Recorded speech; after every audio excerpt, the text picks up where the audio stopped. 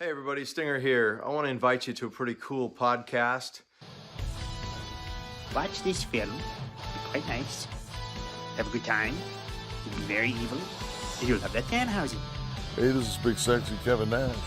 Yes, it is I, Big E, but more importantly, it is you. And you might remember me from such YouTube greats as Being the Elite and Chris Daniels Almost Dies. And if you're looking for the very best wrestling content, you better come to Good Mic Work Commentary. And I'm just going to tell you now, as a role model, you got to tune into this because if you also want to be a role model, you got to learn from the best.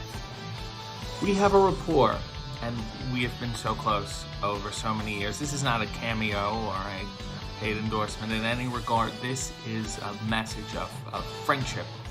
Man, we met 20 years ago, 21 years ago now. Time is flying, isn't it? I want to wish you all the best in your YouTube channel, and hopefully I can maybe make a special guest appearance on there sometime. And I used to say, hey, Greg Morgan, and he used to say, please call me Greg, and I wouldn't do it. Good mic work. Commentaries. Awesome YouTube channel. Now, if you've seen these videos before, you know what I'm talking about. We would do verbal chain wrestling. You know, we'd be off in the yard, the schoolyard at recess. And he's also a 40-year-old wrestling fan. That's a long damn time. And we'd just be staring at each other, and he'd say, hammerlock. And I'd say, all right, I've reversed the hammerlock into a hammerlock of my own, then I put you in a headlock. And, you know, that would go on for hours. He's not going to fill your head with bullshit. He's going to tell you real deal, what's up, and that's that. Raw, SmackDown, NXT. This guy covers it all, my friends. I want you to go to his page, Good Mic Work on YouTube. Check out Good Mic Work Commentaries on YouTube. But we would have fun. We would run around. There would be a wooden hoop we would hit with a stick, and it would go down a hill. I'm about to go and watch a few videos myself. It's a very practical apparatus. We're really lacking in the world right now with some people that have a freaking brain cells. And now look at him. He has more YouTube views and subscribers than I do, and I'm fine with it because I played such an integral role in his upbringing. Don't you dare be sour. We always talked about wrestling. He was a big Lou Thez guy, and of course I had an affectation for the Hackenschmidts.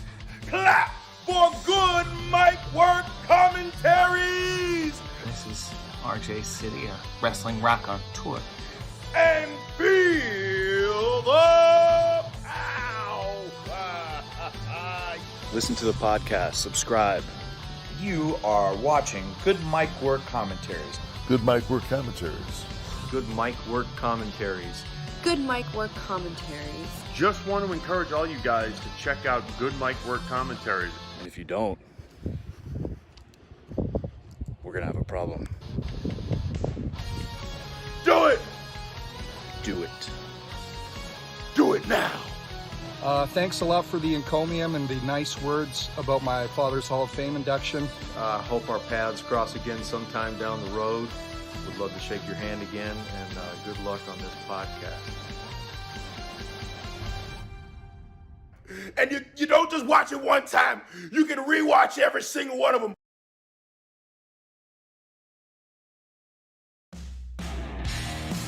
And now, Good Mic Work Commentaries and Greg Morgan presents the Winged Eagle Podcast.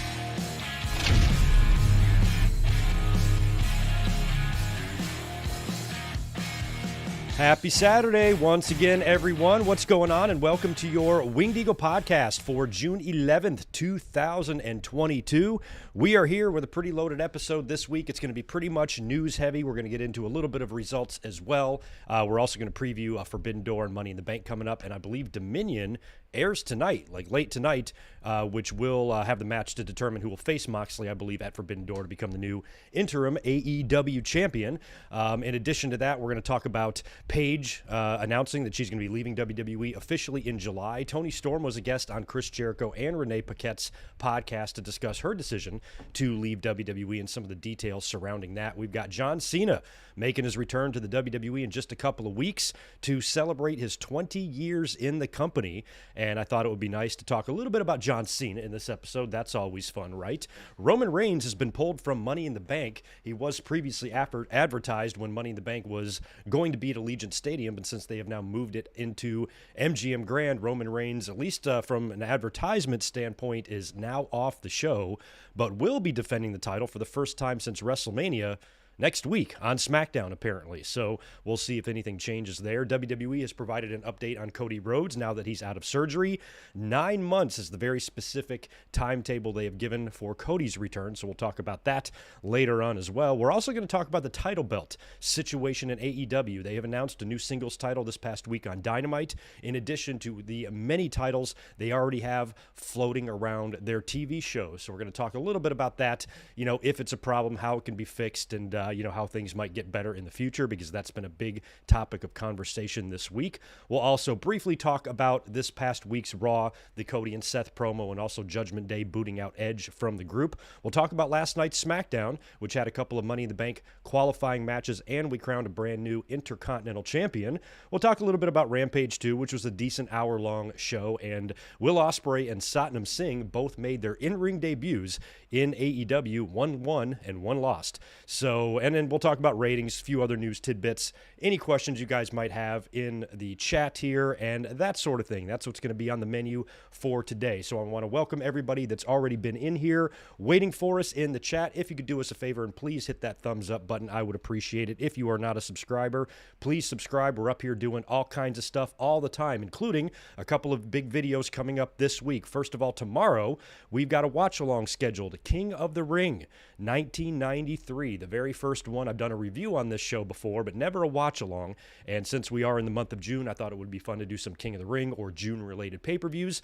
So we're going to take a look at the very first King of the Ring tomorrow at 5 p.m., 8 p.m. Eastern, 5 p.m. for me on the West Coast. And luckily, we are not going head-to-head with the NBA Finals, which is kind of nice. So we will be watching that tomorrow night. And then this coming Thursday, at 6 p.m. Eastern. Same time we're going live today, but this coming Thursday, we're going to do a live review of WWE Judgment Day 2000. That was the big Rock and Triple H Iron Man match, and the return of The Undertaker, who debuted as the American Badass. All sorts of other cool matches on that show, too. I think Benoit and Jericho have an IC title match or something like that, so it's a fun pay-per-view, and we're going to be reviewing that live this coming Thursday, and you'll see details this Thursday about how to sponsor your own live pay-per-view reviews, and this one on Thursday is going to be courtesy of K-Dog's Kennel, our friend Kevin, who's probably over here in the chat. So the links to tomorrow's watch-along and Thursday's review are both in the description below, so go check it out. Let me do a quick sound check. All right, I can be seen and heard and all that good stuff. I want to say hi to Vash and Trey. Tatanani is in the house. Sam, we've got Jet the Hawk, How Wheezy, Deshaun, Barry, David, and Divine. That is a Monkey Wrench party. Good to see all you guys here. Thank you for being here, holding down the fort. K-Dog's Kennel and Devlin Husband, my boy from Hawaii. Hey, Greg, sorry I've been MIA lately, going through a lot lately, not in the best state mentally. Dude, I'm very sorry to hear that. Best of luck to you, my brother. Man, sorry to hear about the tough times. But all the best to you. Ronnie is here, man. I got all sorts of friends in this chat today. That's awesome. Good to see you, my friend. Hassan is in here. Nicola Matos, AJ Daniels, and George Morris with the early $5 dropping in. Hey, Greg, how are you doing? How is Bub? Teenage Mutant Ninja Turtles Shredder's Revenge comes out on June 16th for Xbox, PlayStation, and Switch. Well, as always, George, I appreciate you asking me about Bub. He is doing spectacularly and just still kicking ass. So I'm very happy with his progress, considering I thought he was on death's door back in February, and he's about as strong as ever now. So I'm extremely happy about that. You know me, George, by now. I am video game illiterate, so I have no concept of any... I think I played a little bit of Turtles in Time once, I think on SNES or something like that, and I had a Genesis game. But I'm not very savvy with Ninja Turtles. Never really saw the movie, never watched the cartoon, and never played the video game. So I am literally the worst person to ask about that. But sounds like a fun game. Hope you guys have fun and enjoy playing that. Good to see Sean, Cobro, Sonic Plays, and Angie Law in the house. This is great. So many friends today. Isaac, I appreciate that $5 from you as well. Sucks that Cody is injured, but at least Money in the Bank isn't predictable as before, as many assumed he was going to win it. Right. The only problem now is, though, Cody's injury may have made the Royal Rumble. very predictable, because when WWE says 9 months, we know damn well they are padding that a little bit so Cody can show up early at the Royal Rumble, win it, punch his ticket to WrestleMania, probably last eliminating Seth Rollins.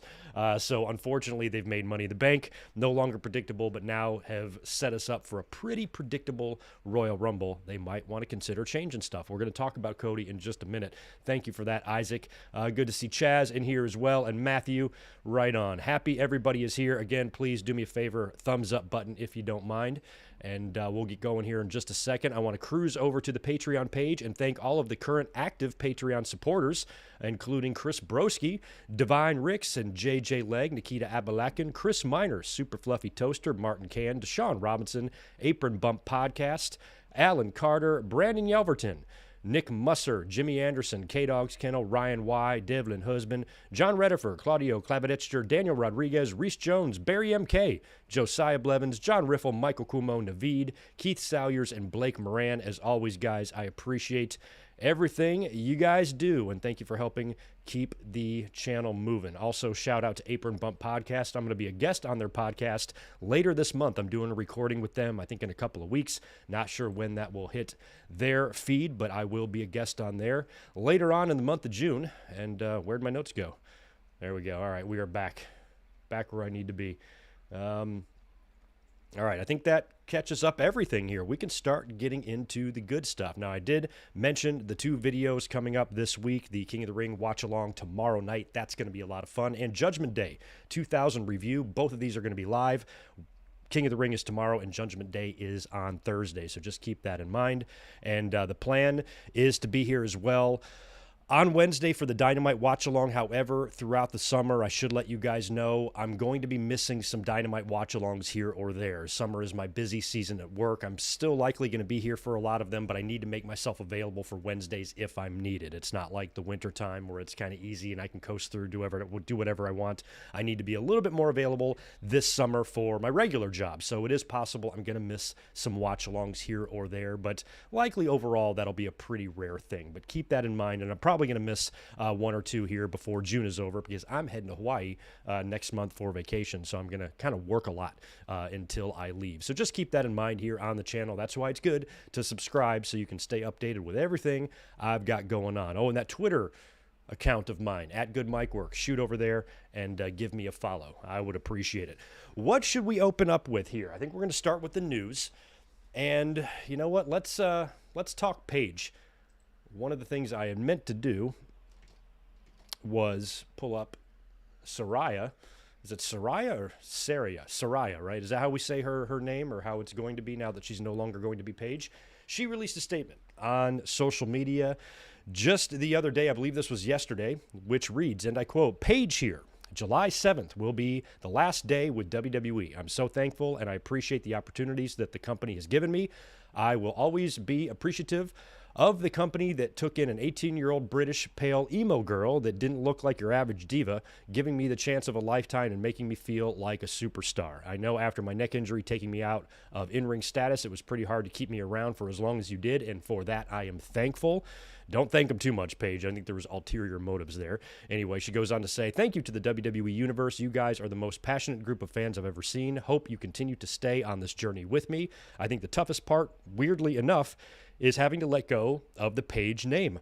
But Saraya is a hell of a name. Kudos to my mom for that one. FYI, I'm not saying I'll never be in the ring. That day will most certainly come again, wherever the return may be." And I believe later on Instagram, she kind of posted something like "goodbye for now" with some of her gear in a WWE ring, kind of implying that anything is on the table. She could very well turn back up in WWE at some point, but it sounds like actually physically wrestling is something that she wants to do. So July 7th will be her official last day. Don't know any of the details, what led to this, if WWE is just letting her contract run out and they're no longer going to keep her around, because I believe that they were keeping her around a lot primarily was because of that movie. And if you remember too, she was getting into some trouble. She was dating Alberto Del Rio, and they had a horrifically toxic relationship. She has, she's made some bad decisions, let's just say. But overall, I think Paige, is still a very likable person. She's owned up to some of the stuff she's done, and a lot of her immaturity and things that she probably regrets, she's going to have to live with that for the rest of her life, and I think as you grow and just become accepting of the mistakes you made and just better yourself from there, that's really all you can do. And we've seen success with certain wrestlers doing that, Randy Orton and some other people that really had kind of tumultuous or turbulent younger days in their career, but then grew up to become very wise, very mature adults. And I hope that Paige can do the same thing here. It sounds like she's really had her act together in the last couple of years, and I know even the Twitch streaming has been a big deal for her, something she really enjoys, and she was really pissed off when that edict came down from WWE that nobody can have those third-party affiliations anymore, and she spoke out on that. And she's been, combative with WWE several times throughout her stay there, and it sounds like they were just kind of keeping her around because they didn't want to lose her. They didn't want the publicity from that movie to go somewhere else. And they basically were keeping her around a lot because of that. And then even when she was out of the ring, tried to bring her back as a manager of the Kabuki Warriors. They never had any clue what to do with her. She was on that WWE Fox show for a while, and she was doing some things, but she wasn't giving any value to WWE. They were just basically just keeping her to keep her, which is good for her because she got paid. But if she wants to, branch out, do more things, get back in the ring, and return to a professional wrestling career, doesn't sound like she's going to be able to do that in WWE. And she might have to go to AEW or somewhere else if she wants to do some of that stuff. So I think Paige Saraya is a recognizable name, or at least a recognizable face, that could join AEW and just give some more star power to the women's division there. As much as the women's division has improved, still needs some work. They still have some pretty horrific-looking women's matches on that show from time to time, and they have a lot of good women there too, but the division still needs to grow, clearly.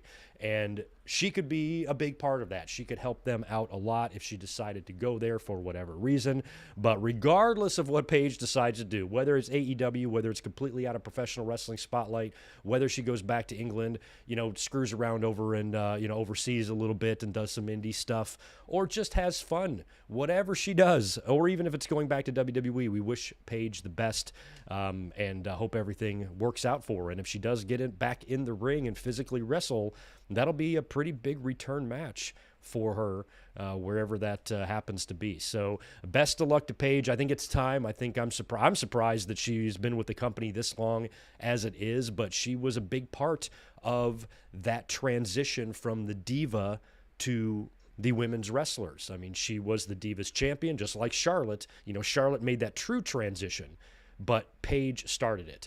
Paige was the first person, and she says in her statement, who didn't look like the typical diva. She was hot as hell.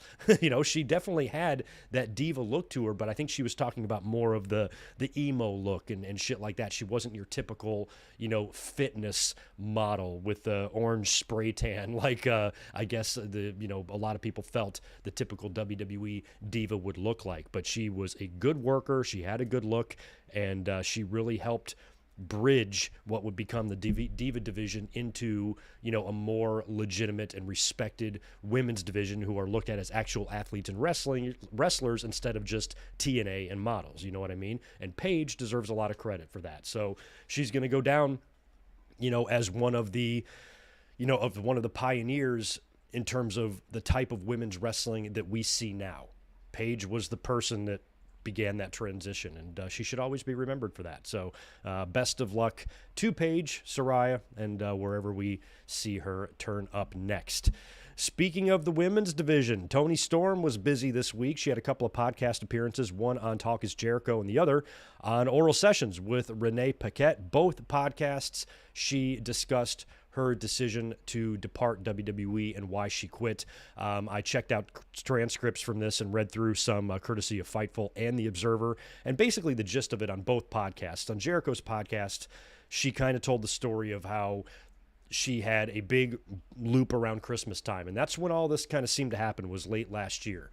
And she basically just illustrated what we already know and what we already hear from a lot of departed talent about what a day-to-day clusterfuck that company is and how they are constantly jerking around the talent, whether it be with storylines or with them being available for shows, being booked for a show, off a show, on a show.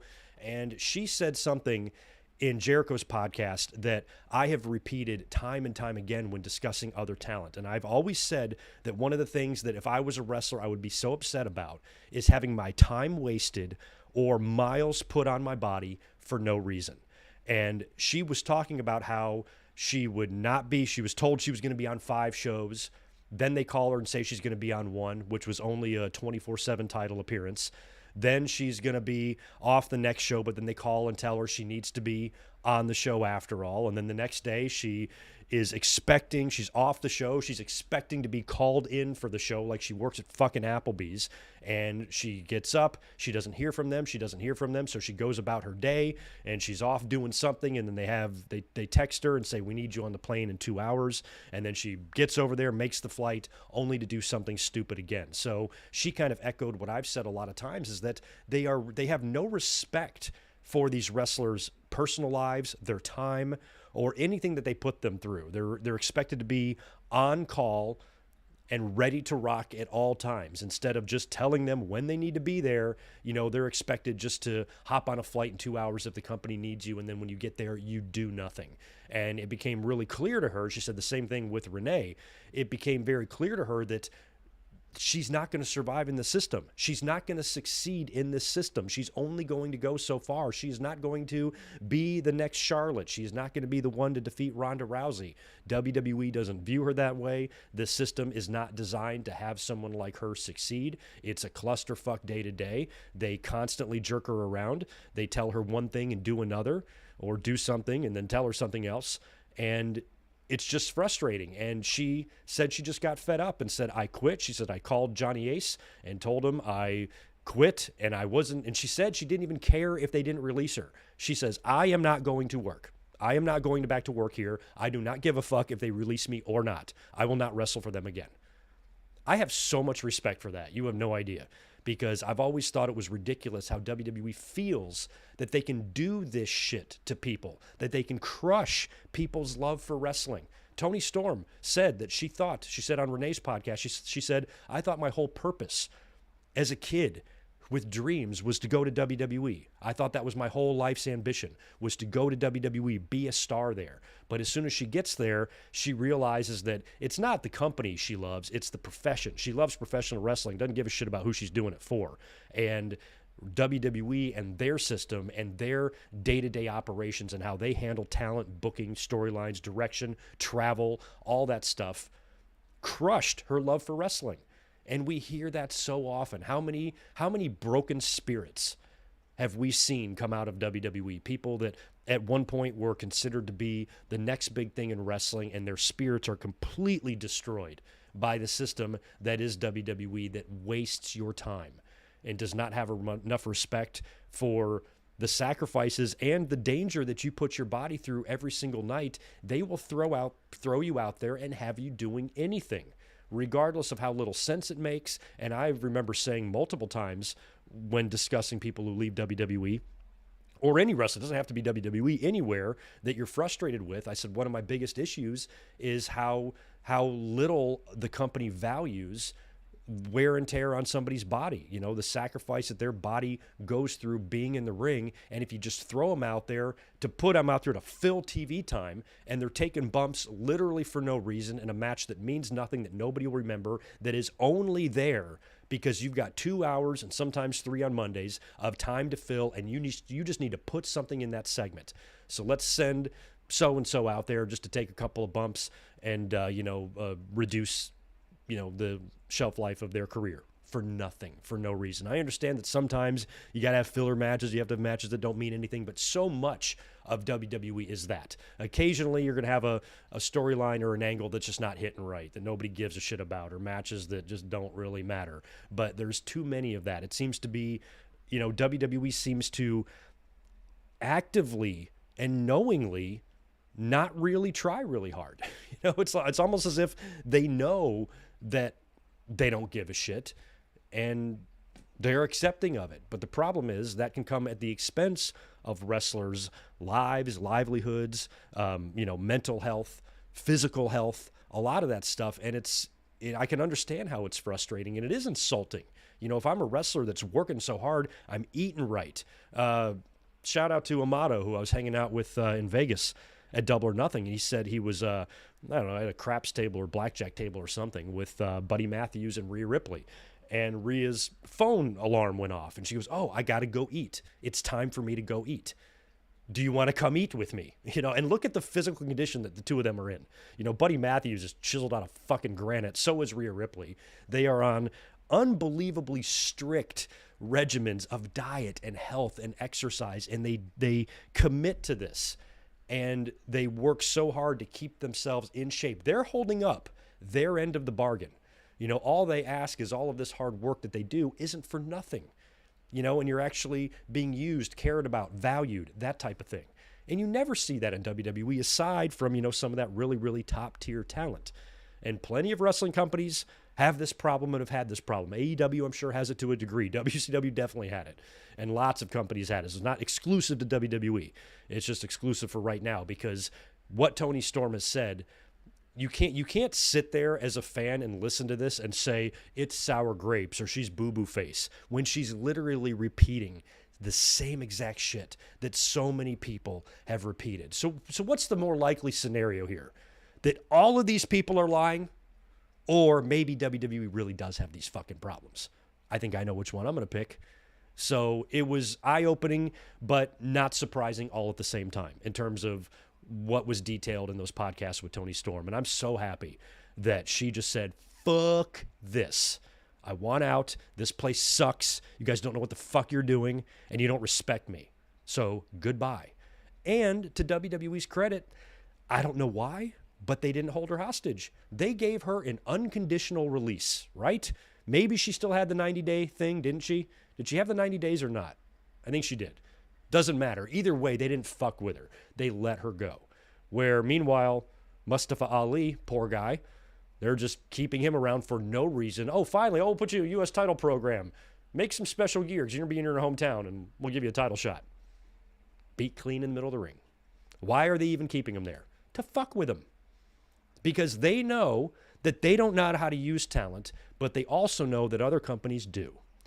And they are basically admitting their own incompetence when they keep somebody like that around. They're not keeping him around because they need him or he's going to make any sort of fucking difference in WWE's business at all. Mustafa Ali could leave tomorrow and nobody in WWE would even fucking notice. But they know he's going to be better utilized somewhere else.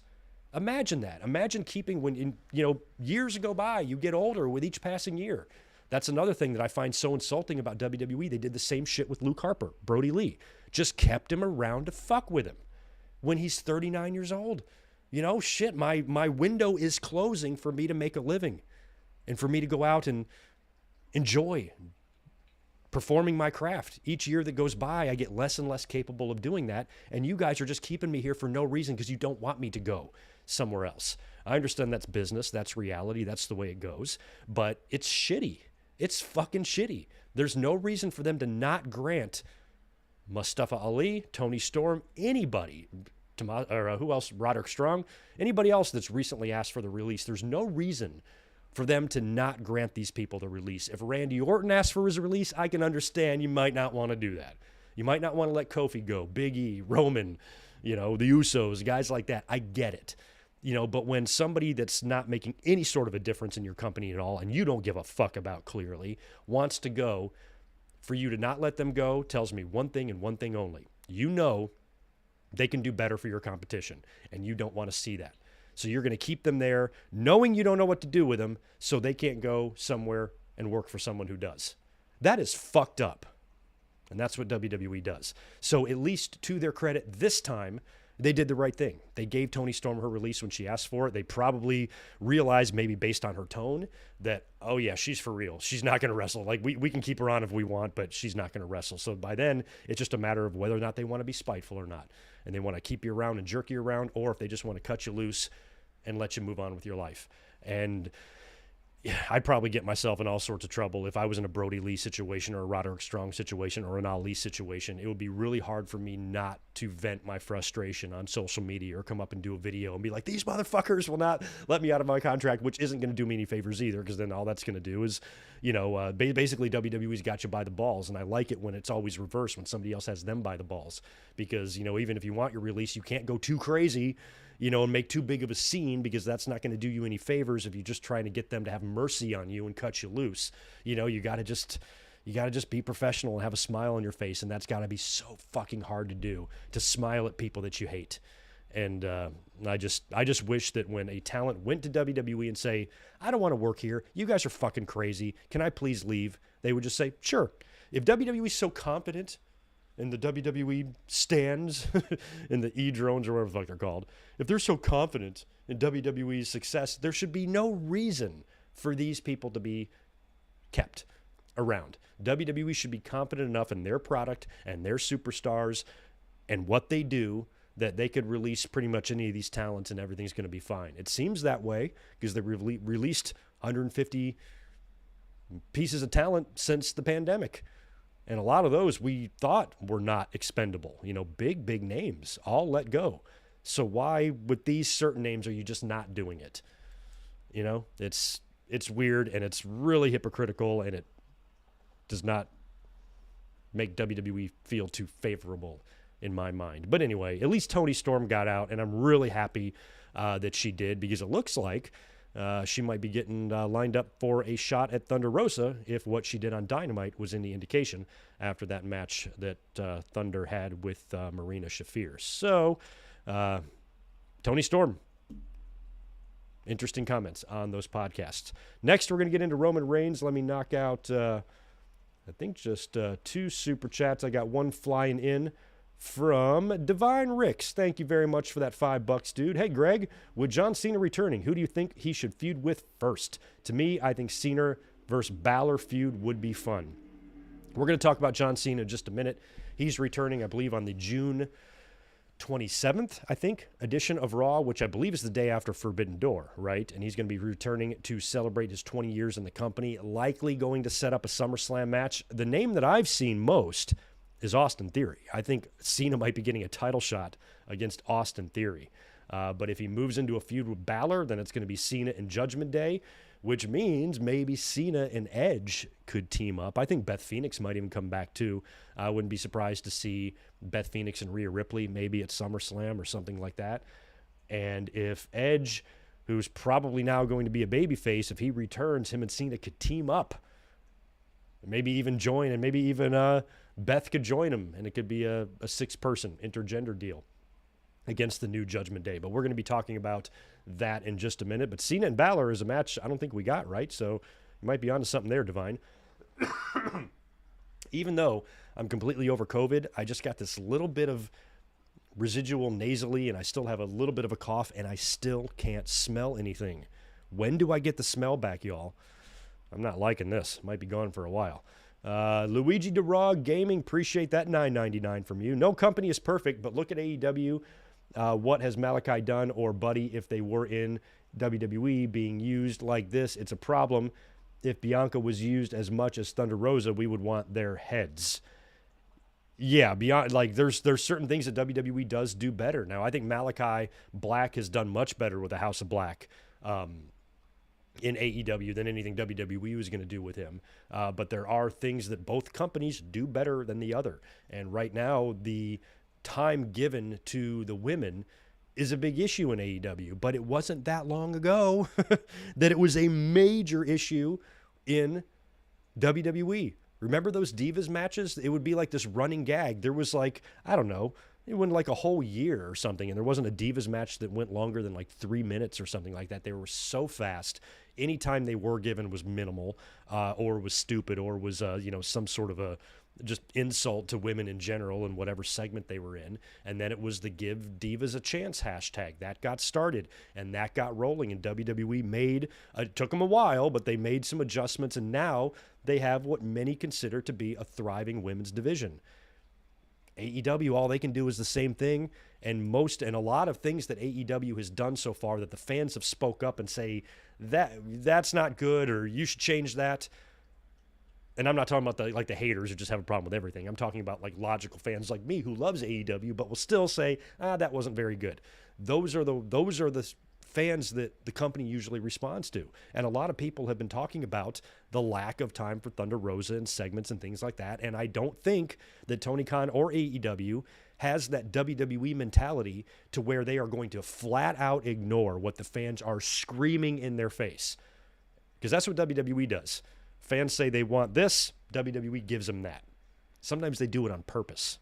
Where AEW generally, eventually they get the message. And I think they know that there's issues with the women's division. I think they probably understand that Thunder Rosa has got a legitimate complaint if she is frustrated with her TV time. All they can do is get better at that. So she had a match on Dynamite that she won. Stare down with Toni Storm, her next challenger.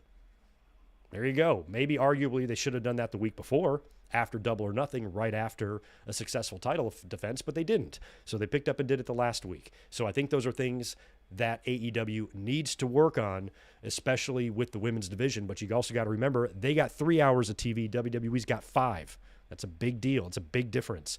2 hours of Dynamite, 1 of Rampage, where WWE's got 5 hours with Raw and SmackDown. So you might need more time to give the women more. But Jade and Thunder Rosa, kind of dominate things right now.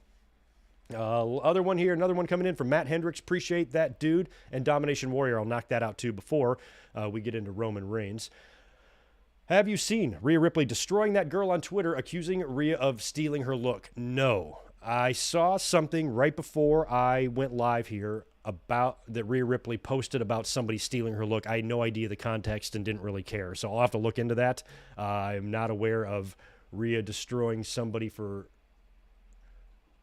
accusing Rhea of stealing her look. Oh, okay. Why would Rhea Ripley, steal like a fan's look? How would she even know what that person looks like? No, I'll have to look into that, though. Domination Warrior, appreciate that $5. R.I.P. Billy Komet. Who is that? A legendary voice actor. I'll have to look him up and see what he voice acted. I got to ask you, what are your favorite championship belts from 2012 to 2022? How many belts should a company have? We're going to be getting into the AEW title belt situation in just a minute. Favorite titles of the last 10 years? I don't like any championships of the last 10 years. My God, certainly not in WWE. They all look like shit. I guess Cody had that classic IC back for a while. I love that. Across the board right now in WWE, don't really like any of the titles, to be honest. I don't. I really don't. Right now, maybe my favorite title, I like the AEW World title. It's got a little different look to it and that sort of thing.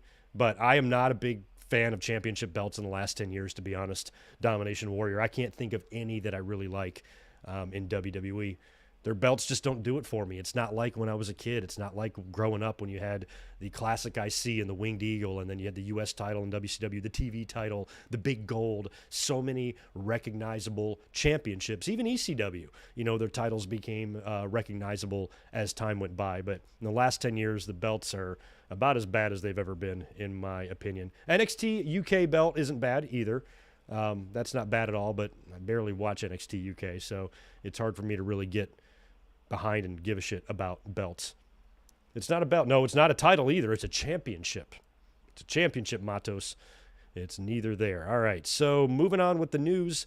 Roman Reigns appears to have been pulled from the Money in the Bank pay-per-view, which he was advertised for. Many were expecting him to have a title defense against Shinsuke Nakamura or Riddle, but he has been removed from all advertisements ever since they moved it from Allegiant Stadium over to the MGM Grand. Now it's probably going to be focused around the 2 Money in the Bank matches, and Roman has not defended the title since WrestleMania. Now, as we'll talk about here a little bit later when we talk about our SmackDown results, Riddle last night defeated Sami Zayn for an opportunity to get a title shot against Roman Reigns.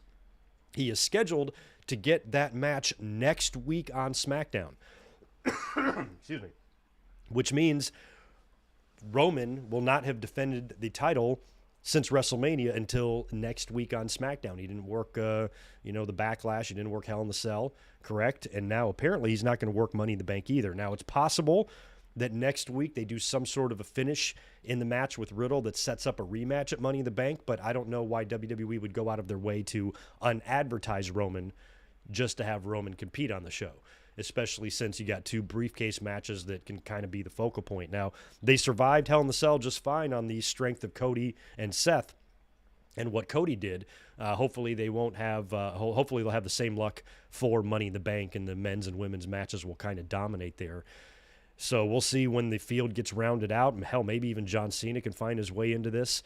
And now that Cody is injured, it makes the potential winner of the Money in the Bank, it could be anybody. My hope is that it's Kevin Owens, but it could literally go to anybody at this point. So we'll see next week if Roman Reigns just straight up beats Riddle, and then that's it, and then he's off TV until SummerSlam again, or if they set up a rematch type of thing. Now, the only thing I don't like about this is that WWE, as typical WWE does, as usual, they don't think things through.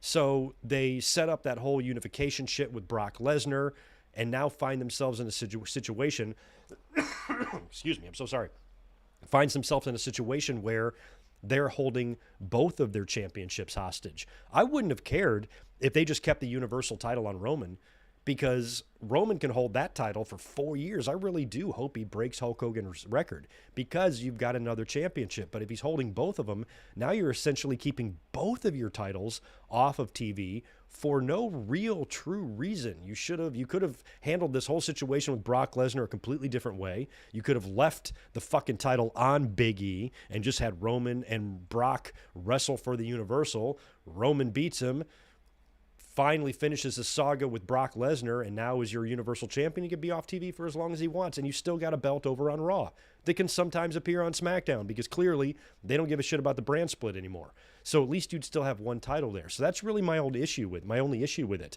I don't mind Roman holding the title for a long time. I would love it if WWE could find a way to actually break Hulk Hogan's title record of 4+ years. That's something that I never thought could be done. I still really don't think it can be done. It's still a long ways away. Roman's only halfway there at this point, not even. So I think it's far-fetched that could even get done to begin with, but you're in a situation where now this is your best option, best opportunity to ever get that done. So how are you going to now do this, WWE? How are you going to take one championship away from Roman Reigns? Are you going to be lame about it? I have a feeling they're going to be lame about it. I have a feeling it's going to be Adam Pearce, maybe even Vince McMahon. Roman, you haven't defended the title in 90+ days. We're going to strip you of the WWE title, have a tournament for it, and crown a new champion, maybe at Night of Champions or something like that. Now, Roman is going to be facing McIntyre as well at Clash at the Castle, which kind of spoils anything Roman's going to do up until that point. Roman's going to have a title defense, you would think, at SummerSlam. They're essentially guaranteeing that he's going to still be champion coming on the other side of SummerSlam, unless they take one belt away from him. And I wish WWE would have thought this through, because now that's going to look really stupid. It's going to be just as dumb as one of those belt exchange ceremonies when you draft a champion to the other show, because you've been stupid enough to name your belts after the shows they're on, which is fucking everything up. So now it's the same thing. Whatever decision they make here is probably going to suck. They're either going to have to give Roman Reigns a loss earlier than they want him to, or they're going to have to do something stupid like take the belt away from him. I suppose he could even give the belt back. I don't need this shit. I've held the title, this blue one, for a while. I'm going to keep my run going with this. You can have this one back. But one could argue that devalues the title. When you have a champion that doesn't even want the belt, do you want to be doing that? So I don't know how they're going to get out of this. I just wish they wouldn't have double belted Roman to begin with, because then I could really enjoy his run, sink my teeth into it, get happy every time he successfully defended the title on pay-per-view while Twitter melts down because he wins too much. Because it's going to start. It's probably already started. It will. You know how they are.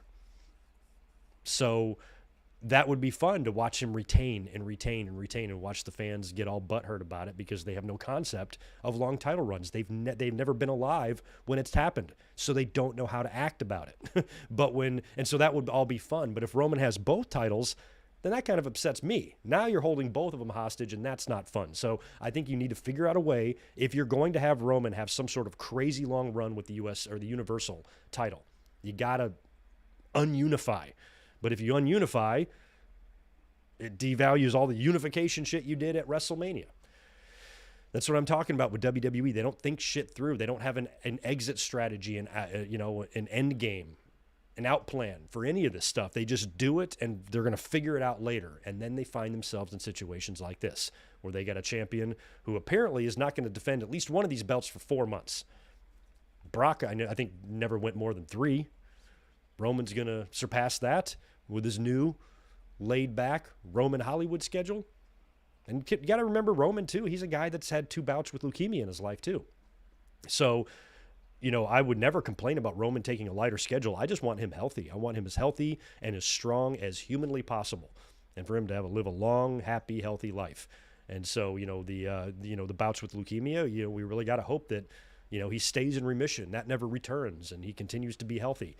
So any sort of adjustments WWE wants to make, or he wants to make to his schedule to preserve the lifespan of his career, no arguments from Greg Morgan, that's for sure. So we'll monitor what's going on with Roman Reigns. Like I said, WWE Championship match. Are both belts on the line next week against Riddle? I suppose they are.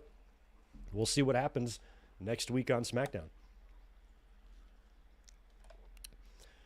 Was mentioning Cody earlier on.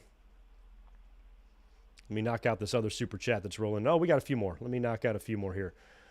Victor Colon, appreciate that $2. WWE needs the Winged Eagle title back. Yeah, tell me about it. Big Glenn, appreciate that $1. And Matt Hendricks again with 5 more. Remember when everyone said unifying the titles was a good man has defended in 3 months. Ronda is defending on pay-per-view. Why can't Roman? Yeah, that's what I'm saying. When he has 2 titles, that's going to draw the ire. Whoa, shit. That's going to draw the ire of wrestling fans. Hope I didn't shut my mic off. Nope, I didn't.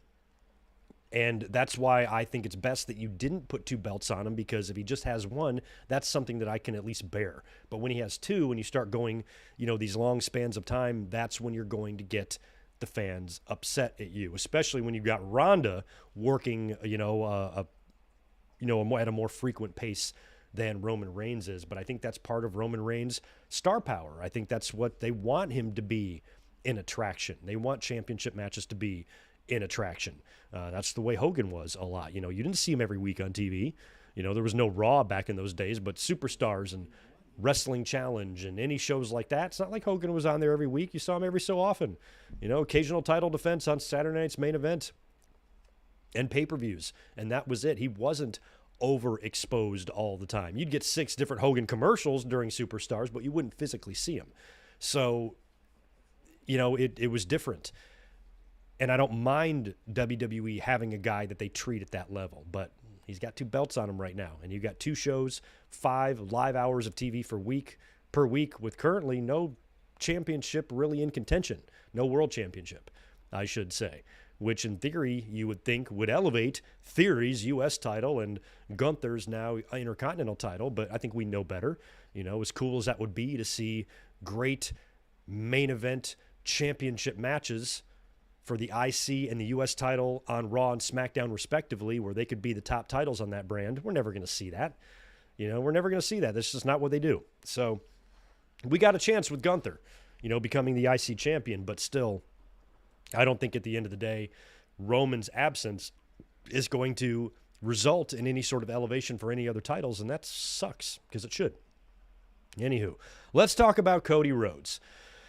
WWE has provided an update on Cody Rhodes now that he is out of surgery. Brandy actually was the first one to provide an update when he came out of surgery, saying that the surgery was a success and that his pectoral muscle was torn completely off the bone, has now been repaired, so now it's completely on the bone, which is good. That's where we want it.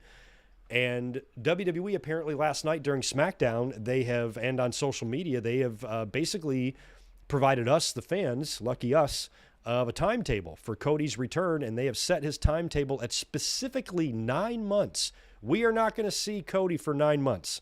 Michael Cole didn't say about 9 months, around 9 months from now, 9-ish months. They said 9 months. And I stand corrected in my Hell in a Cell review when we learned of Cody's injury. I was thinking that a torn pec was a bit longer of a recovery time. I thought it was closer to a year for you to not only get surgery, rehab, get healthy, but be able to work out again and actually physically get in the ring. I was way off on that because Triple H, John Cena, some other people have had torn pecs before and have come back way sooner than that. Now, nobody has the Deadpool healing powers of John Cena, so nobody's going to come back in 4 or whatever the fuck it was like he did way back in 2008. But WWE's setting a timetable for 9 months. I think we all know that 9 months puts that past the Royal Rumble, but Cody's going to be at the Royal Rumble. I think that's the plan. Now, granted, he could have setbacks in his recovery. This is all contingent upon his recovery going well and everything going just fine in his rehab and him getting stronger within the timetables that his doctors have set for him.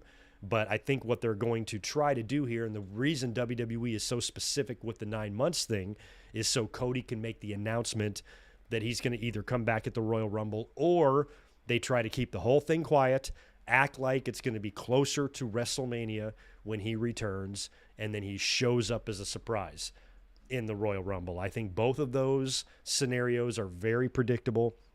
If WWE thinks they're going to fool the fans with this 9 months shit, they are sorely mistaken. They're going to fool the 5-year-olds, but they're not going to fool us. I think we know better. We know what they're setting up to do.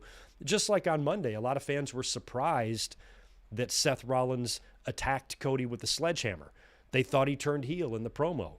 I'm like, Cody spoiled what was going to happen by saying, I don't care what happens. I am going to be at Money in the Bank. As soon as he declared for Money in the Bank and that he's going to be there, I knew something was going to happen because we know he's getting surgery. The surgery is scheduled for Thursday. He cannot be at Money in the Bank 3 weeks after getting surgery for a torn pectoral muscle. Impossible. Can't do it. So I was wondering, I actually thought it might be somebody else attacking Cody. I did believe Seth because he was genuine in that. You know, storyline, regardless of what they were about to do, those were real words to Seth, to Cody. They were, 100%. But the angle, and such a good camera shot, too, of Seth coming out with the sledgehammer going, hitting Cody from behind. I thought Cody was going to get attacked. I thought he was going to get attacked by somebody after Seth left. So the fact that it was Seth himself doing it, keeping Seth a heel, keeping him a douchebag, even though Cody said that he's done with Seth Rollins, no reason to continue this program with him. He beat him 3 times and beat him injured inside of WWE's most brutal structure. There really is no reason for Cody and Seth to continue. That's why I assumed it would be somebody else. Now that Seth has attacked Cody, Seth's got to be the last guy tossed out of that Royal Rumble by Cody when we get there. Although I wouldn't mind seeing Seth get a run with the world title either, but we got to figure out the Roman Reigns situation before we can worry about putting belts on Seth or Kevin Owens. Rollins and Owens are like pretty much neck and neck. I said I wanted Owens to win Money in the Bank because I fucking love Owens, but Seth Rollins deserves a lot of credit for the program with Cody, putting him over the way he did. That should be rewarded. And Seth Rollins, when he holds a briefcase, is usually pretty damn fun. I actually think he might be a little more fun than Kevin Owens, but I'd be perfectly fine with Seth winning the briefcase. You know, he does feel like he owes Roman one from the Royal Rumble as well, and maybe he can be champion by the time Cody comes back. But I think Cody's timetable pretty much gives it away that we're going to see him at the Royal Rumble. You know what I mean? And in terms of the fans, too, there was a lot of... I never talked about this last week, but there's been a lot of talk about Cody wrestling at Hell in a Cell, being allowed to wrestle. I've heard the term irresponsibility or irresponsible being tossed around a lot. So I know we give WWE a lot of flack a lot because they fucking deserve it. I'm defending him here. I think fans were way too ahead of themselves. I think too many fans were pretending to be doctors, talking about shit they know nothing about. I think the bruise is very easy to misunderstand as like a catastrophic, oh my God, he blew half of his arm, his fucking body off, he got hit by a bus. The bruise looked gnarly, but that's all it did was look gnarly, because that's what happens when you tear something off. Blood comes out and you can see the blood under the skin. That's all it is. And I think fans see that, they automatically assume it's the worst injury ever. And wrestling Twitter, as usual, proves that they are the all-time champion. There is nobody better. They are number one at false equivalencies. Nobody does it better than wrestling Twitter, comparing two things that are literally completely opposite from each other, have nothing to do with each other. Fans consider them to be the same thing. You see that all the time in wrestling Twitter. And one of the big things I saw is that, boy, the fans were on AEW's case for letting Jeff Hardy wrestle, letting Matt Hardy wrestle, and yet they're fine with AEW or with WWE letting Cody get in the ring. This was not a concussion. This had nothing to do with a neck problem. This, and WWE has doctors. They're paying Cody a lot of money. They are not going to risk their investment. If there was a real, legitimate risk for Cody going into the Hell in a Cell and he could end his career in there, they would not let him wrestle. I promise you that.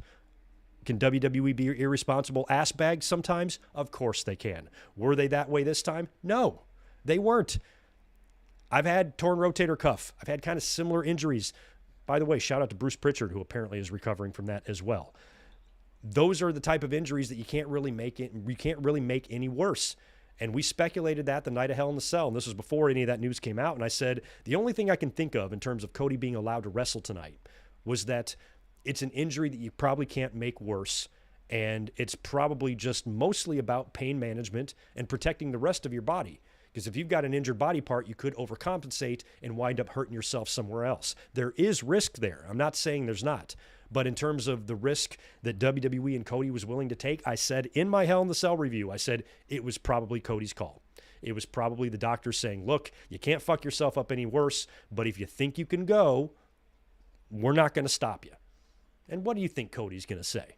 Of course he's going to want to get in there. This is the type of thing that fans used to admire back in the day. Wrestlers gutting it out no matter what, going in the ring and wrestling through excruciating pain just to make the match they're advertised for. I think there's definitely a line there. You don't want to cross the line to get into something to where you are putting wrestlers legitimately at risk. When Matt Hardy fell off that thing and hit his head, they should not have let him keep going in AEW. That's a different type of injury. That is a concussion. That is very dangerous. Everything we know now about CTE, brain injuries, concussions, stuff like that, and what that can do and the effect it can have on you. You don't have to look any further than Chris Benoit. If we were doing an injury like that, and this was an injury that Cody had sustained, working out, fucking dumbbell fell on his head and he got a concussion, that's a completely different story. Then WWE is going to say, you're not passing the concussion protocol. We cannot let you wrestle. Even if we wanted to, we can't let you wrestle. But this isn't one of those injuries. The fans see the bruise, and they can't look anything past that. The bruise is so bad that their simple brains can't think about anything else other than the gnarliest looking bruise they've ever seen. So naturally, they think it's the worst injury that you could ever have or you could ever suffer, when it's not. Triple H tore his quad, finished the match, back in 2001 against Jericho and Benoit. There are injuries that you can have that technically you can work through. Cody definitely probably did that to a more extreme level than we've ever seen in recent history. Don't get me wrong. But in terms of WWE being irresponsible, they shouldn't have let Cody wrestle. No, they were fine. That was a perfectly fine decision. WWE does make irresponsible decisions. We've heard, remember CM Punk on Colt Cabana's podcast, how he talked about the fucked up doctors and, how, kind of wishy-washy they were and they didn't seem too concerned with things like concussions. I'm not saying that stuff doesn't exist, but this particular injury, I even posted a video on Twitter of one of those doctors. There's a bunch of YouTube channels where doctors talk about injuries and real life situations. And there was a doctor on there who discussed the Cody injury, and he said the same thing. He said if Cody could gut it out pain-wise, he's not going to further damage the pectoral muscle. That's another thing I saw all over social media. He's really risking damaging the pectoral muscle. I'm like, just read up on it for 5 seconds. Google torn pec. Read what it says. You'll come to the same determination as everybody else. But fans are so quick to jump on that shit, then jump on WWE's back. It's the one time where I had to speak up and say, no, they're not wrong here. They are not wrong. If Cody had half of his head cut off, then yeah, I'm not letting him wrestle. But this is something that Cody, if he chose to work, could technically do as long as he can physically gut out the pain. And he proved what a fucking man he is. So it's like the anti-AEW people blame Cody. They say Cody was the selfish one. Many of these anti-AEW haters that you see, you click on their pages, all these MAGA assholes. You know, everything's just snowflakes, and they want everybody to be tough, and they're all MAGA and jerk-offs and jerk-offs. This is the type of stuff they should like. Being tough, being a man, tanning your testicles, all that shit. You know, that was Cody being a man, stepping up, saying, no, I'm not going to miss this match. I'm booked for it. I want to be here. I want to perform for Vince, for the fans, prove that I'm the guy that you want to put the title on. John Cena got his nose. Remember that match where he had his nose moved from the front of his face to his ear, and he finished the whole fucking match? Because he's tough, because he's a champion. That's what champions do. If anything, that match should have been stopped, because John Cena got hit right in the head. He could have suffered a concussion. He might have. I don't remember. But he finished the entire match. Remember when Cesaro lost every goddamn one of his chiclets on the ring post at SummerSlam? Knocked his whole fucking jaw off.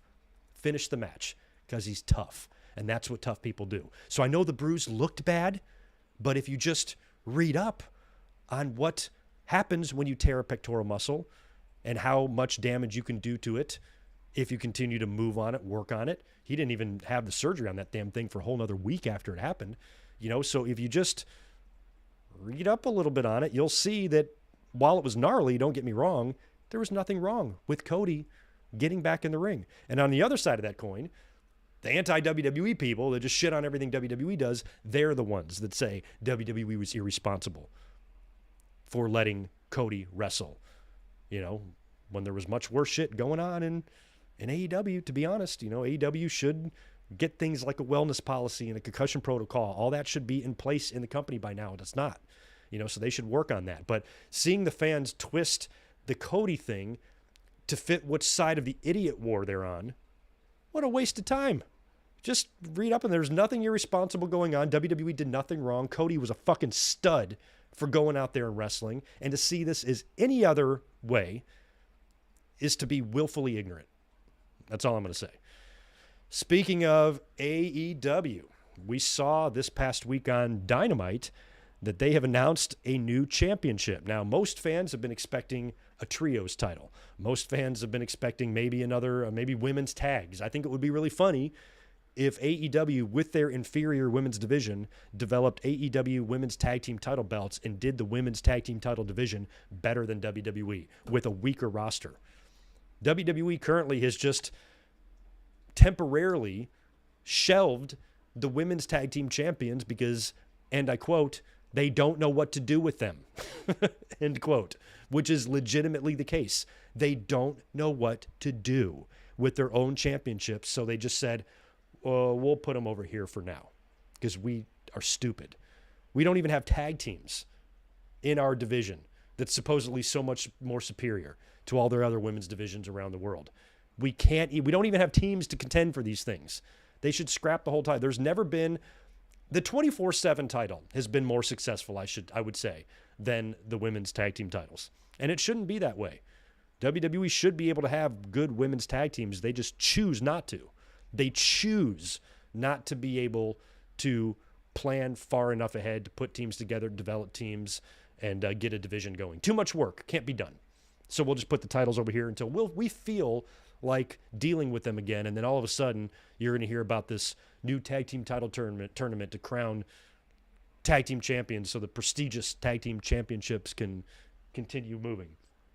Or maybe they're waiting for Naomi and Sasha to either leave the company, come back to the company, resume their run, something like that. But either way, they're not even touching those titles right now. So I thought it would be funny if AEW did women's tag team titles, and with a division that's much weaker than WWE's, they're still able to have a better tag team division. Why? Because they give a shit.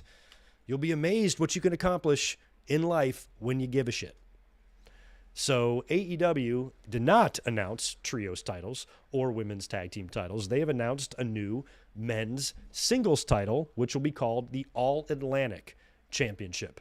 Had a bunch of countries' flags, including Japan on there, which I don't get. But it's going to be called the All-Atlantic title. Physically, it resembles the women's title a lot. It looks a lot like the title Thunder Rosa has. And it's basically going to be their television title. It's going to be that title. It's going to be their WCW television or their WWE European. You know, it's going to be a secondary title underneath the TNT, just like those belts were under the U.S. or the Intercontinental. And I really, on the surface, have no issue with that, having them bring in a new championship belt.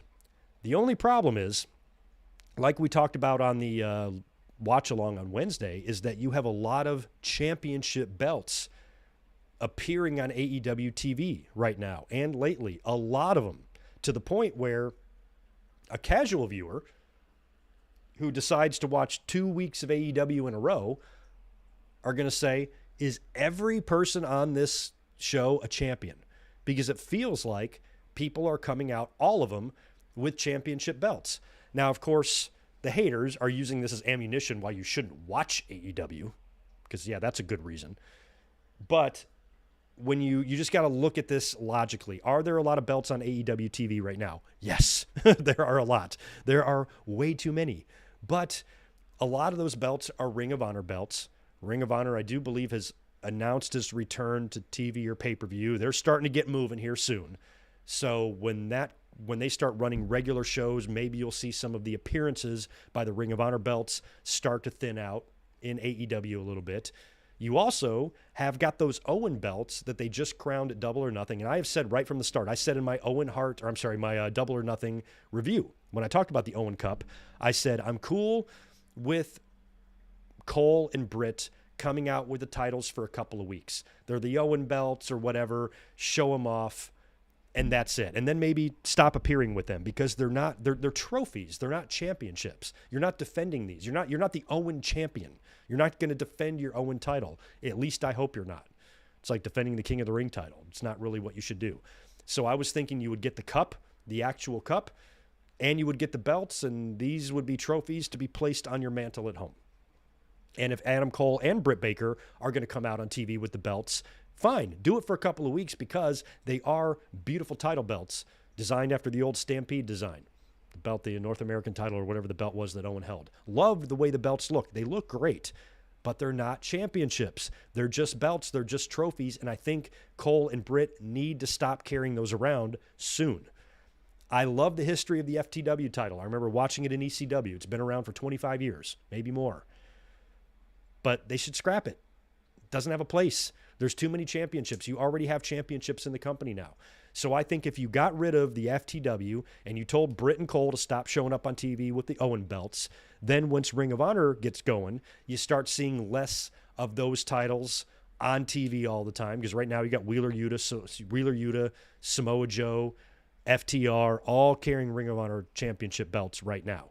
So, and that's before you have women's champion on here. Or no, I think they've already had Deonna Purrazzo on there too. So they've had a lot of the Ring of Honor belts.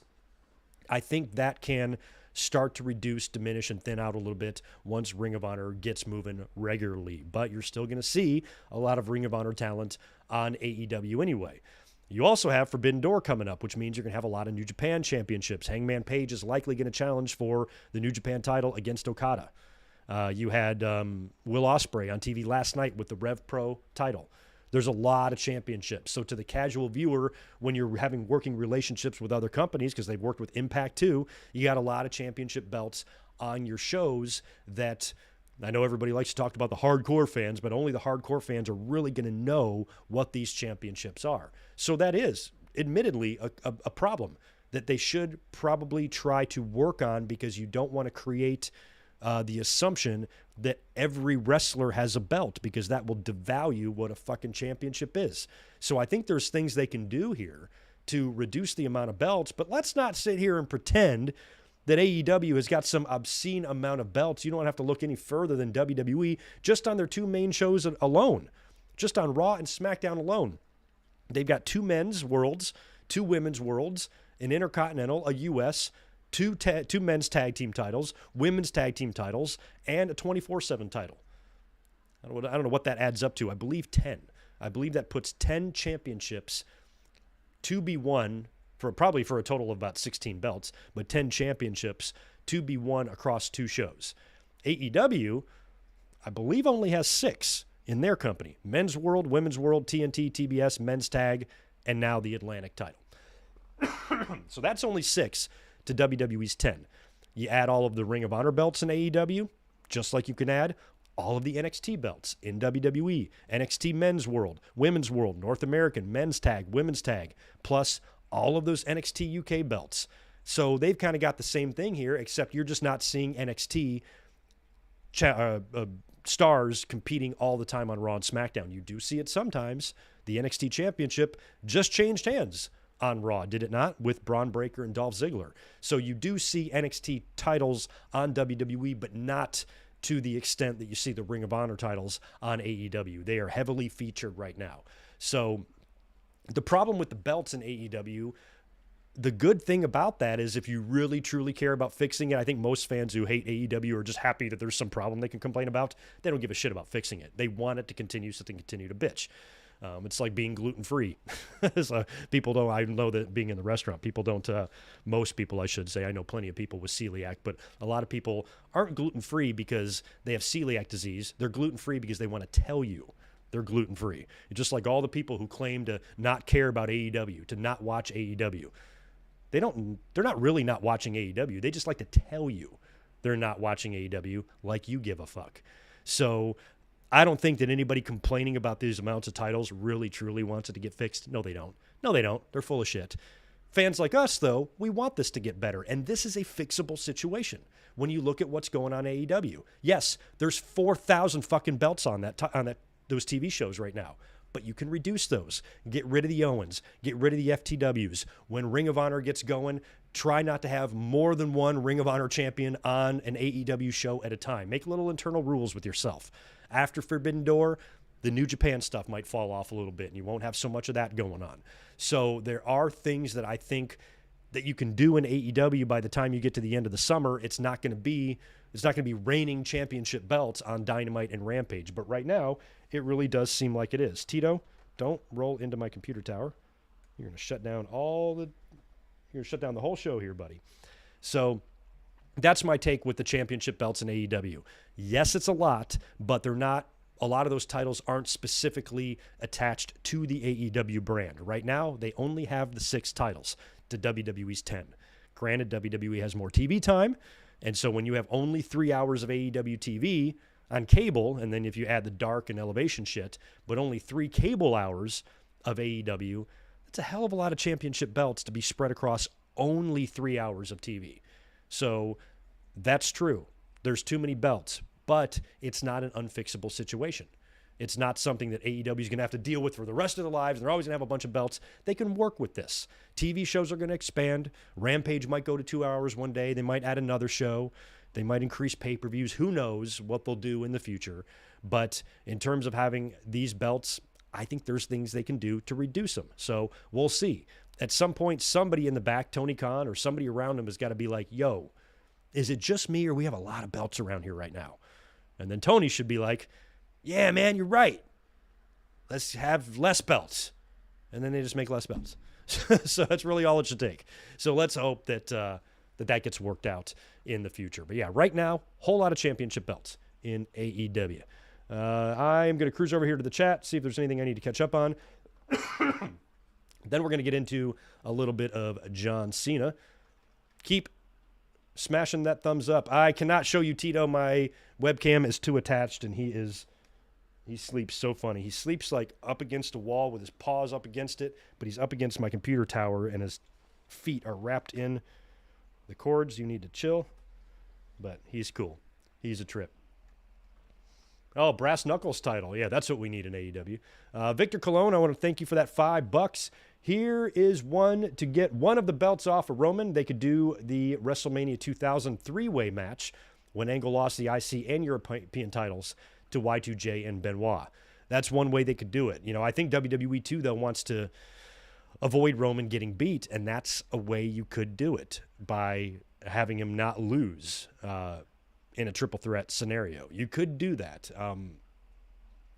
I think either way, I feel like whatever the decision is, like if WWE decides to take one of those titles back away from him so they can put it back on TV, I feel like regardless of whatever decision they make, it's going to be bad. It's going to be flimsy because no matter what they decide to do, most people are going to say, why the hell did you put both belts on him to begin with if you're just doing this? You know what I mean? It's because they don't think shit through. That's the problem. But yeah, Victor, that is one way to do it. And I wouldn't be surprised if they actually did. 5 more from Matt Hendricks. Did I get that one earlier? I don't think so. Seth should win Money in the Bank, cash in on Roman for the title, and then face Cody at WrestleMania. That could be a great way. You know, I think Cody either last eliminates Seth or Seth is champion going into WrestleMania and then Cody wins. But do we want a 4th Cody and Seth match? That would put Cody back for a year, and the only person he's worked with is Seth Rollins. I know he had a couple of matches on Raw with Miz and who else? Kevin Owens maybe. But on the house show, have you seen the house show results? It's Cody, Seth, Cody, Seth, Cody. They worked like 24 straight days in a row. So they have, or 24 straight events in a row. He is the only guy Cody has wrestled.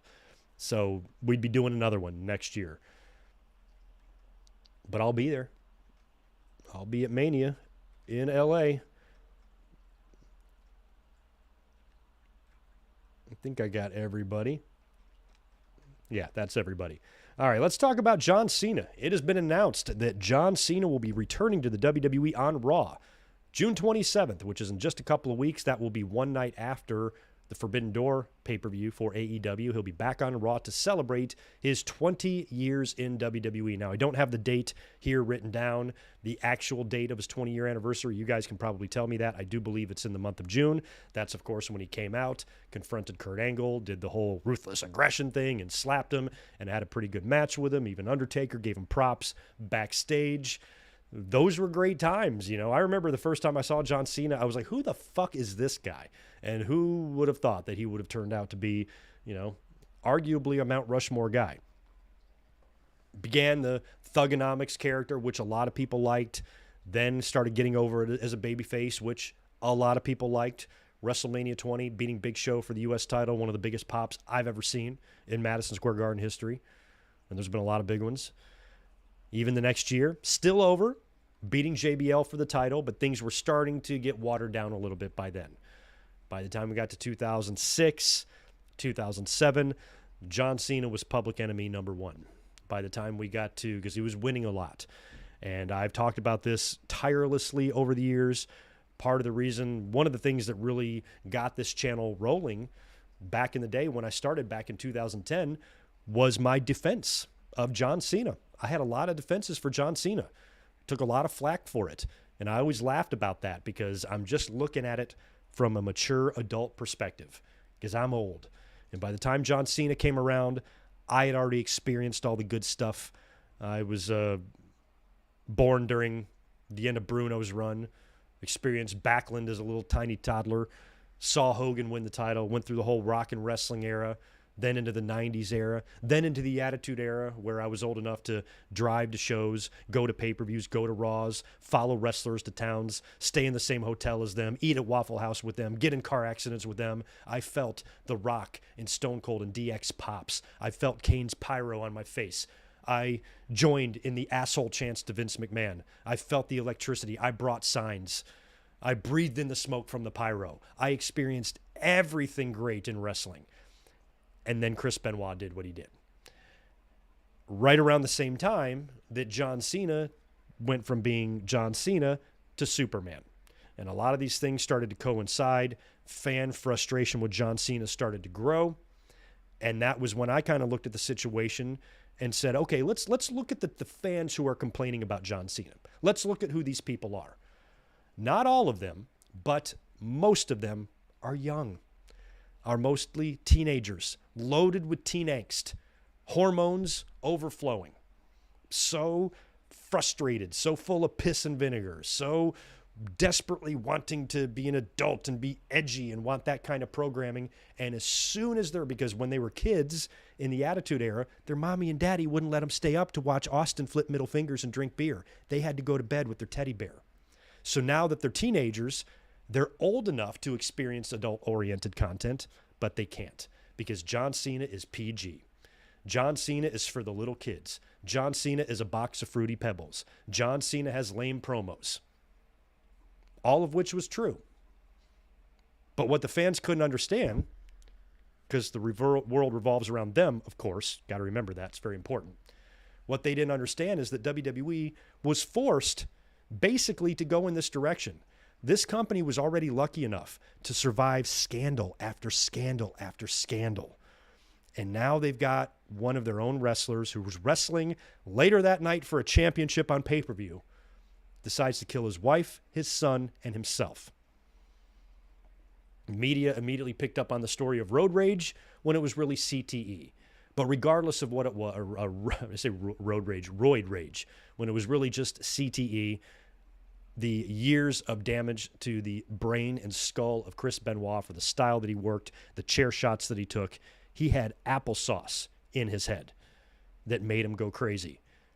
I mean, if the Owen death wasn't bad enough, the steroid scandal, the sexual harassment scandals, everything that WWE somehow was able to survive, this could have been the death blow to them. And they had to change things up. They could no longer go out there and flaunt this, any publicity is good publicity as far as we're concerned. That's the way WWE used to be. They used to be shock TV. The crazier shit they said, the more publicity they would get in mainstream. This isn't the type of publicity they want anymore. Plus, WWE had grown to such a level that they weren't so desperate and thirsty for mainstream attention anymore. And they had to clean up their image. So many world champions that had come before John Cena had troubles backstage, troubles with drugs, struggles with abuse, domestic violence, attitude problems, alcohol problems, difficulties politically. Hogan with the doesn't work for me, brother. Austin never wanting to put anybody over and taking his ball and going home. Shawn Michaels giving up 3 or 4 titles in his history without ever losing them. The Montreal screw job. So many trying to manage so many different pieces of talent, big time talent that were so fucking difficult to work with. Not to mention the difficulties to work with, but the personal problems they had. WWE was relying on Shawn Michaels when he was eating 30 Vicodin a day. Same with Kurt Angle. Think about how many wrestlers have had big-time stars, problems with serious drugs, serious drug problems, legal problems, divorces, domestic problems. All of that stuff was very commonplace at the top of WWE. That's not the type of shit they need anymore. When Chris Benoit kills his wife, son, and himself, they don't need 1997 Shawn Michaels as the champion. That's the worst guy you could have right now. What you need is a squeaky clean motherfucker who keeps his nose clean, represents the company well, carries himself well, really helps cater to the young kids, becomes a role model for youngsters, for children, for a big portion of WWE's audience. They went in that direction out of necessity. I don't understand how nobody could understand that. I didn't love John Cena, especially coming from an era where I saw Backlund, Hogan, Brett, Savage, Shawn, so many, Austin, Rocks, Triple H, Foley, Taker, Kane, so many great champions. To see this guy, it really wasn't for me. I never said that John Cena was for me. All I said is I understood why WWE decided to go in that direction, and WWE could do a hell of a lot worse. Because one thing about John Cena, fucking works his ass off. Everybody thought he couldn't cut a promo. He can cut a great promo. Everybody thought he couldn't wrestle. Nominated for Match of the Year every year. Go through John Cena's history. Look at Match of the Year candidates for the last 20 years. How many years does John Cena have matches on there to be voted for? Every year. Every year. And he got better with age. John Cena has a very strange style. It's different than what we have seen, but he refined it. He got so good at it. By the time he got to 2016, 2017, the matches he was having with AJ Styles and the professional that he was and how he could be counted on in the ring, in big match situations to come through. Every WrestleMania main event he's worked has been a good match. He's been a model WWE employee. He's been a model champion. I don't know if you saw what he did the other day. He came across that fan, a special needs fan or something, who was displaced. His family was displaced due to the war in Ukraine. And they were in like an hour flight from John Cena. He saw their story and decided to go meet the kid, go into his house, sit down and eat cake with him. Did this all on his own. I mean, shit like that is what puts a guy on my Mount Rushmore. You know, how are you going to have somebody like Hogan or Shawn on a Mount Rushmore for all the damage they caused over somebody like Cena, who's really, you know, WWE was really, really lucky to have him. And I went through hell for trying to lay this out. Maybe I could have articulated it better 10 years ago. I'll admit that. But when you look at John Cena, I was like, I don't understand how anybody can't understand why this guy's not on top. You know, he doesn't have to be for you. He doesn't have to be for everybody. I admitted and agreed with a lot of the complaints about John Cena in terms of him like winning too much. Yeah, it gets old. It does. You know, but WWE was already old to me anyway. You know, if it wasn't John Cena, it'd probably just be somebody else I didn't really love. You know, wrestling had already lost it for me, but I can understand for fans of a different generation who are coming up who just want so badly to enjoy wrestling as young adults, and they're getting hit with this fruity pebble shit. Hey, I get it. I'm just lucky enough that I wasn't born as late as you were, and I got to see all the good shit. You didn't. So, like I said, not every fan was like that, but most fans are from that age bracket, that age group. And this is proven to me every day. When you guys tell me, many of you say, I used to think these things about John Cena. I used to hate it when you defended him. But that was when I was 15. I'm 26 now. I understand. Hear that all the time. So I feel that over the last 10 years, I've really been vindicated in my comments. I'm like, I told you guys you would get older and wiser and see what I'm talking about. You would see where I'm coming from once you got to a certain age. And I also said that, mark my word, 10 years ago I said this. I'm like, fans are going to stand up, clap, and many of them are going to cry when this man goes into the Hall of Fame. The same people that wanted him dead, that said John Cena is a cancer. They used that word, cancer. So disrespectful. They use that in the terms of wrestling. They called him that. I said, these very same people are going to appreciate him by the time he leaves. They're going to look at his career and say, I didn't always like him, but wrestling was happy to have him. He was a good champion, stand-up guy. Not perfect. You know, we hear a couple of stories about John Cena here and there as well. Not everybody is going to be 1 billion% perfect across the board. But overall, in terms of somebody that WWE can look back on, a champion that they can look back on and be proud of, John Cena is that guy. He's been the ultimate professional. He's always worked his ass off, always come back early from injuries, always gone above and beyond, makes every appearance, puts up with the fans, not only puts up with the fans wanting him dead, embraces it. WWE calls it polarizing, you know, and John Cena, WWE made a huge mistake not turning him heel. You definitely could have done things in his career that would have really spiced him up. He could have done what Roman Reigns is doing right now. He could have done that in 2013 when he beat The Rock at WrestleMania. Turn heel on the fans the next night on Raw and become the tribal chief and tell everybody to acknowledge his greatness every single week. That would have printed money. But they were too chicken shit to do it. They had no balls. So I understand all that. I'm not fucking stupid. I know all the problems with John Cena. What I'm talking about, the human being, the reputation that he has as someone who is just a stand-up guy, good champion, always works his ass off, and should really be a great role model for a lot of kids. When I was a kid, you know who my role model was? Hulk Hogan. Now kids have John Cena. Kids are lucky today that they got to have John Cena as a role model instead of, you know, so many other people that many fans my age idolized that went on to do horrible things. Horrible things. Either did horrible things, said horrible things, or behaved in terrible ways. So many of them. So with John Cena, now that it's been 20 years, you know, I think he had a hell of a career. No matter how much longer he's around, I firmly believe, I've said this from day one, John Cena will win another WWE title. You guys always have to help me out. I always forget. Is he one away from tying Ric Flair, or is he one away from beating Ric Flair? Because I believe he's going to beat Ric Flair's record. If he's one away from beating it, then he'll win. He'll obviously win that. And if he's two away, I think he's going to win too.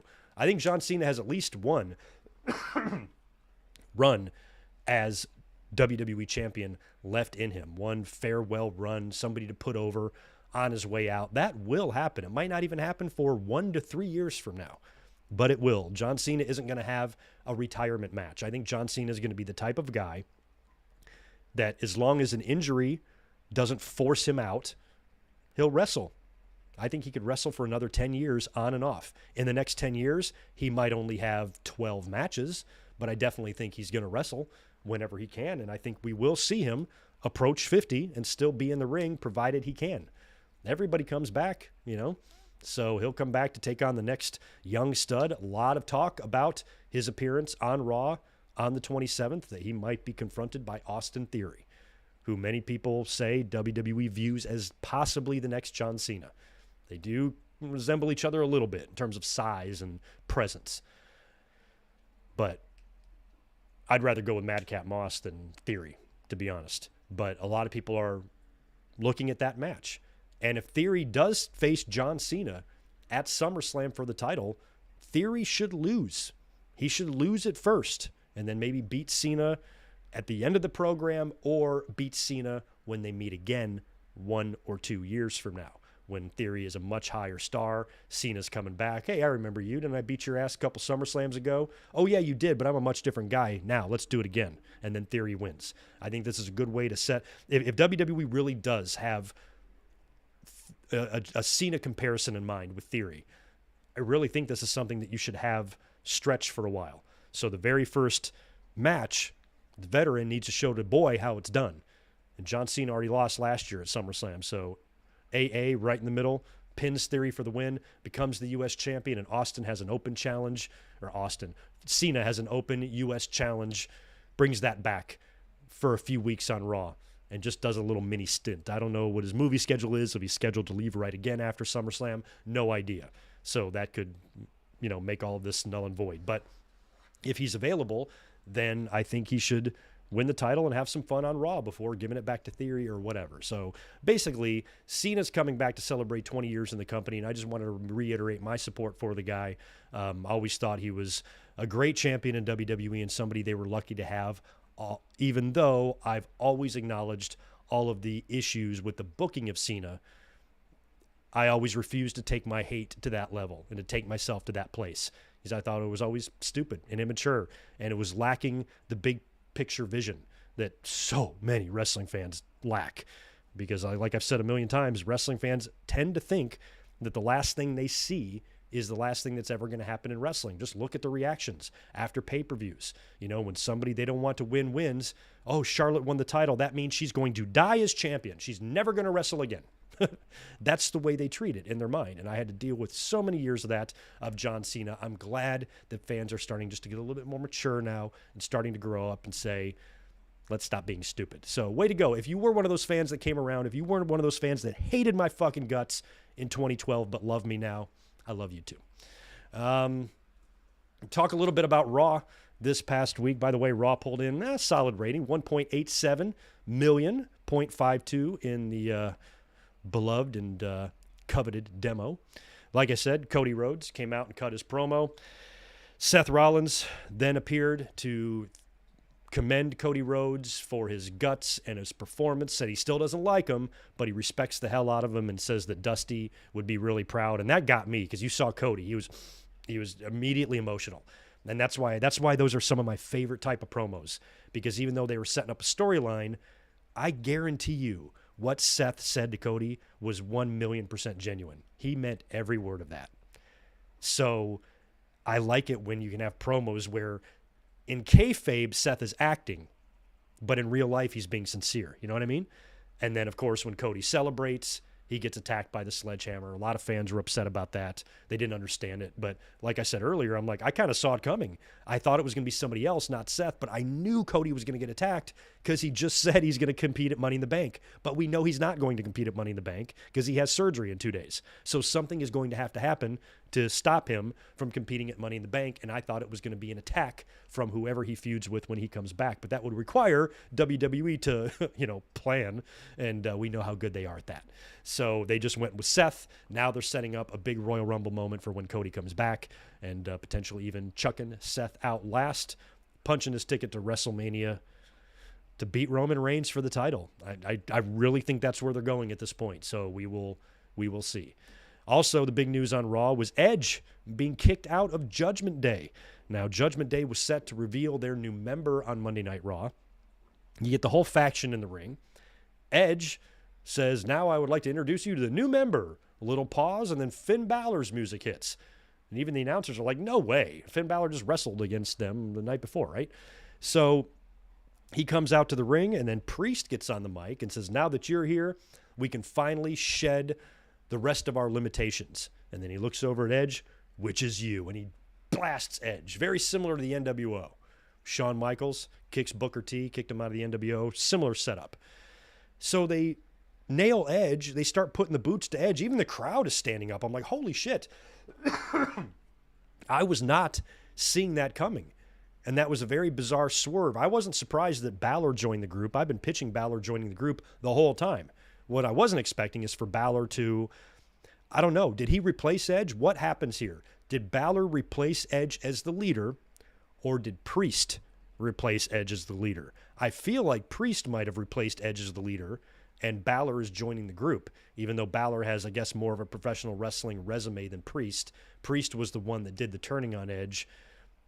Priest can talk, maybe even a little bit better than Balor.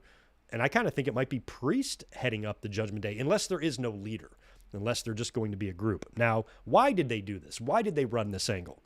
Edge seemingly is a babyface now, 2 weeks after calling all of us inbred losers. He now has to come back and be a babyface after telling us all our parents are cousins. Thanks, Edge. So we'll see how that works. Also, he's going to be on the shelf for a while. They wrote him off TV with this injury thing because they fucked him up good. After they decked Edge, they put him through a table. Then they broke off the piece of the chair, put the bar in his mouth like he was doing a Roman, and then concertoed his ass. So Edge is going to be gone for a while, but he'll probably be back by SummerSlam to set up something either with Balor or with Priest. Wouldn't be surprised if it was just Edge and Priest one-on-one, and even if maybe John Cena gets into the mix here and helps Edge out sometime in the future. And I wouldn't be surprised at all if we saw Beth Phoenix get in the ring. Talk about a hoss fight. Holy shit. Phoenix, Ripley, that would be fun shit. And that might happen at SummerSlam. Rhea Ripley, I believe, has a title shot against Bianca Belair at Money in the Bank, right? Normally, I'm not even thinking about taking the belt off of Bianca Belair right now, but you could put it on Ripley. And just like Charlotte defended against Trish Stratus a couple years ago, you could have Ripley defending against Beth Phoenix at SummerSlam. You never know. Who knows? So Edge is now gone.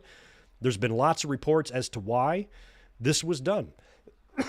At first, many fans were assuming that due to Cody being injured, WWE needs to replace that babyface void, and that's why they went with Edge. I think that's a little bit reactionary, and I didn't really truly believe that because I think there were other options for babyfaces than completely dismantling this group that you just put so much energy into forming. And then it was kind of reported, I think PW Insider reported on this, Fightful Select followed up a bit, that there was talk of the Judgment Day faction maybe taking a little bit of a supernatural turn, and Edge was reportedly opposed to that. So the decision was made just to oust him from the group completely and replace him with Balor. That seems a little odd and fishy to me. You know, Edge seems like he's got a little bit more pull, you know, unless WWE's just adamant. If they said, hey, we want to go in this direction, he goes, no, I really don't see that for the group. I don't really want to do that. And then they're like, fine, you're just kicked out of the group. You know, I think like Edge would have a little bit more say. So really not sure the true story here, what it is. It definitely was a surprising swerve. I just hope that it wasn't a decision that was made that day, because when they do shit like this and they set us up with a big swerve that, is shocking on TV, if you don't have any plans on what to do next, you know, what's it all going to mean in the long run? And is now Judgment Day going to immediately unravel because you know how WWE sucks at doing everything? So it's probably going to be a matter of 1 week before Priest and Balor have dissension, and then Judgment Day implodes, and hell, I don't know, maybe Edge can even get back into it. Maybe it's a double swerve, you know, or something, and Edge rejoins the group and kicks out. I don't know. Who knows what they're going to do here? That was pretty surprising, considering Edge changed his look, changed his music, changed his whole gimmick, and now it seems like he's going to go right back to, on this day, I see. I don't know how that's going to all work, but we probably don't have to worry about it until we get a little bit closer to SummerSlam, and we will see if Judgment Day continues to add members or not, and if they do it again next week. So we shall see. Let's talk a little bit about last night's SmackDown as well. Not going to run through everything here. but there was a couple of interesting matches on the show. We had a couple of Money in the Bank qualifiers. First one was a men's match between McIntyre and Sheamus. This ended in a double DQ, which I'm actually fine with. They'll probably run this back. Sheamus and Drew have a ton of history together, even feuded for the WWE title briefly, and the Sword was involved, and they used to be best friends and all that shit. So the fact that these two are going to take more than one outing to qualify, I have no problem. Back in 1993, we're going to watch King of the Ring 1993 tomorrow. Mr. Perfect and Doink had 3, count them, qualifying matches for Money in the Bank. Or, I'm sorry, for King of the Ring. I think one was like a DQ, double DQ, then the other was a double count out. And then they wrestled one more time, I believe on Raw, where Perfect beat him with the Perfect Plex and advanced. So I got no problem doing this with two strong competitors who have history with each other. So we'll see what they do next week with those two. On the women's side, we had Lacey Evans, who's back now to the SmackDown brand. She took on Xia Li, another woman that I really like, that I had hopes of maybe becoming the next Asuka. Come on, Greg. Who are you kidding? No, that's not. They're not, even though Xia Li's awesome, they're not going to do anything awesome with her. So she's going to lose here. She did. Lacey Evans caught her with a pretty gnarly women's right for the win. She's technically, she kind of worked babyface, I suppose, but she's still listed as a heel internally on like SmackDown's roster page. And her theme music, my God, her theme music is so awful. It reminds me, it's like a babyface theme, but it's the type of music WWE plays whenever they run a video package for some philanthropy shit they did. You know, something where they can pat themselves on the back. The Special Olympics, helping people to vote, fucking food drive, anything like that. They'd play some dumbass music like that. And that's what Lacey Evans' theme reminds me of. And it doesn't sound like a heel theme, but apparently she's going to be a heel. She's qualified for Money in the Bank. She is definitely a strong candidate in my mind to win it, because I said during those vignettes, even though I wasn't into them, I don't think Lacey is going to appeal to this type of fan, but I can also see her being the logical WWE pick to beat Ronda for the title. Because Lacey's tough. She's a tough woman. That's her whole gimmick. You know, the tumultuous life she had, the broken home, all the gnarly shit she witnessed, her time in the military. Plus, the girl can probably legit fight. She legitimately is tough. She's big. She's strong. I think this is, and you need somebody that's kind of like believable somewhat to be able to take out Ronda. You know, she's probably bigger and maybe a little bit stronger than Ronda. And she is tough. So from a kayfabe sense, trying to find a wrestler who can beat an MMA person, I can see WWE going with Lacey Evans. So we'll see if she continues to get over. I think WWE is maybe expecting the fans to turn on her, so they're just kind of planning ahead, which we know they suck at, but they might be expecting the fans not to be into her, so they're going to turn her heel eventually. That's why she's listed as a heel. But WWE's got their head so far up their asses here. They had her on SmackDown for the 5 vignettes, moved her to Raw, moved her back to SmackDown. They don't know if she's a heel or a face. This is the type of shit I'm talking about. If I was a wrestler, I'd be frustrated. Now, with Lacey, she's probably feeling pretty good because I do think WWE has big plans for her, and she's probably safe in terms of, you know, their use of her and how they're trying to push her. But if I was Lacey, I would also be very concerned and slightly frustrated that you guys don't know what show I'm on or if I'm a heel or babyface. Despite running, 5 vignettes wasn't enough to determine if I'm a heel or a face or not. Seems pretty clear to me that they were trying to get her over as a babyface, and now she's a heel. They just don't know what they're doing. In the end, I think it's going to result in either a Money in the Bank briefcase and or a title victory for Lacey. But still, I'd be concerned with WWE never having a concrete plan for anything. Was I on mushrooms, or did I see a vignette last night on SmackDown for the Viking Raiders, who are coming soon to SmackDown? When did Viking Raiders sign with WWE? 4 years ago? How long have they been in the company? How long have they been on the main roster on Monday Night Raw? Even been on SmackDown a couple of times? I think they had like a 2-week stint in NXT, but it's not like they left. Does WWE think that every fan is a toddler? Are we all in diapers here? Because the only people that might think the Viking Raiders were gone for any sort of extended period of time are kids who are still shitting in their pants. You know, like, I don't understand why they would run that vignette and hype them up as if they're coming soon. I'm like, it's already been brought in. They're already here. They've been here. Everybody knows who they are, how they wrestle, their theme music, what they look like, what they do in the ring. They've already been established at a certain level in WWE. No vignette or no match when they come in and no victory is going to change the perception of where they are on the card.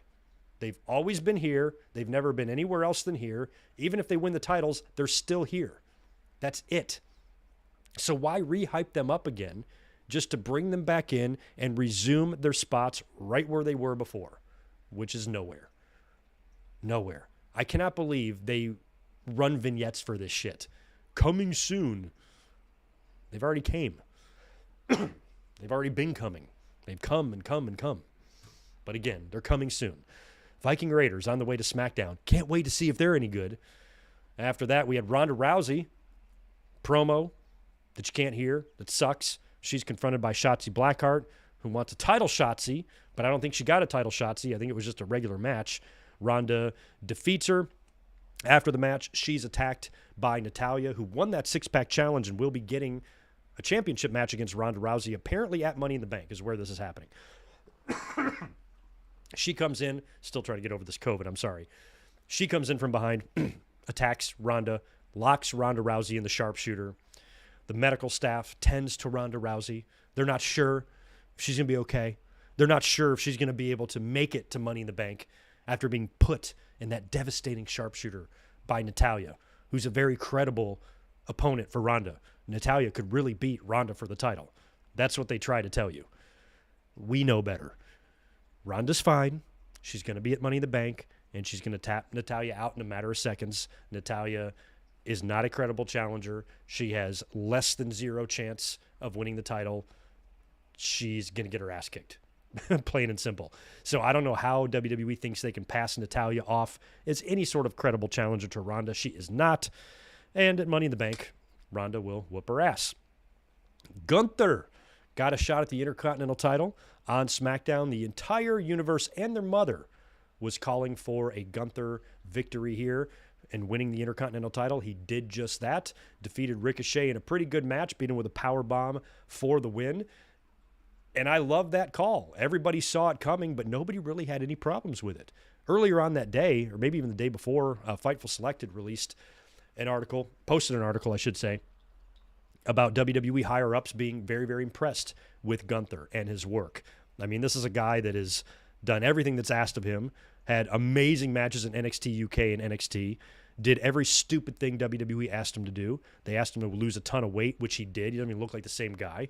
They changed his name, did it all with maybe not a smile, but with a Gunther face, and showed no complaints, and has been rewarded for his efforts. Beat Ricochet in a pretty good match. Kind of sad to hear Samantha Irvin having to announce Gunther is the new IC champion, even though she nailed it.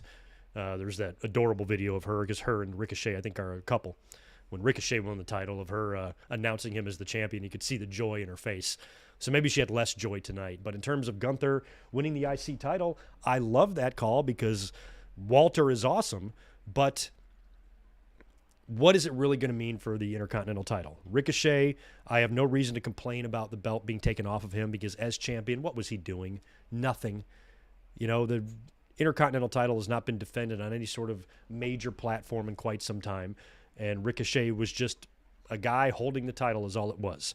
I would love nothing more than for the perception of the Intercontinental and the U.S. and the value of these titles to move up, especially if you're going to hold your world titles hostage, make these titles the top titles on their shows, and have great kick-ass main events every other week for the championship, something that fans can look forward to, develop storylines and angles, and put these titles on the line in exciting matches, kind of like how AEW does with the TNT title. They've had some amazing TNT Championship main events on Dynamite and Rampage since that title was introduced, and I don't see any reason why WWE can't do the same thing with the US and the IC. So now that Gunther is the IC champion, maybe there's a glimmer of hope that the Intercontinental division could be a little bit more exciting now with a champion like this, but it's not really going to be all up to Gunther. It's going to be all up to WWE and how they feature Gunther and his championship. So hopefully this spells good news for the Intercontinental Championship, but I'm not that optimistic. But in the meantime, congrats to Gunther.